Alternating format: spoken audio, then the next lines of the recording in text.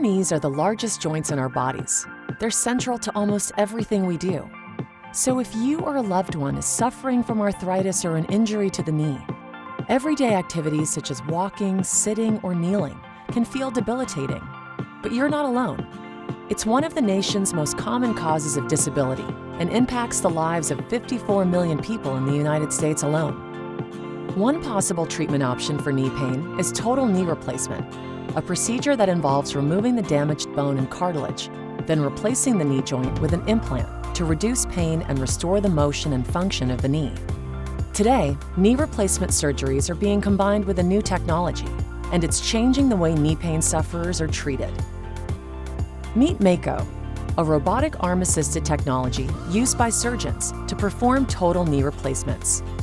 This unique technology helps surgeons provide a personalized surgical experience, where each surgical plan is based on a patient-specific diagnosis and anatomy. And in a laboratory study, Mako Total Knee enabled surgeons to execute their plans more accurately, while also protecting soft tissue and ligaments from damage. Let's take a look at how it works. It begins with a CT scan of the knee joint. A CT scan is a series of X-rays taken at different angles that can help surgeons see things that they can't typically see with an X-ray alone. The CT scan data is used to generate a 3D virtual model of the patient's unique anatomy. This virtual model is loaded into the Mako system software and is used to create the personalized preoperative plan. Prior to surgery, the surgeon reviews the plan size and placement of the implant, and if necessary, modifies the preoperative plan in order to better position the implant to the patient's unique anatomy.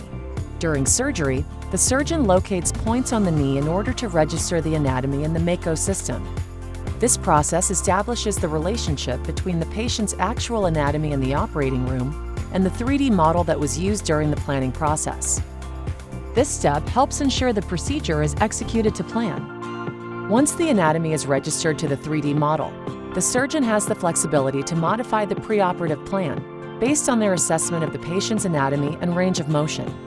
Then, the surgeon guides the robotic arm to remove the arthritic bone and cartilage from the knee.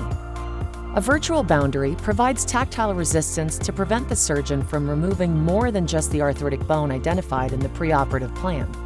And visual cues, shown in green, appear on screen to show how much bone to remove. Collectively, these cues help the surgeon stay on the preoperative surgical plan. With the diseased bone gone, a knee implant is inserted into the joint space.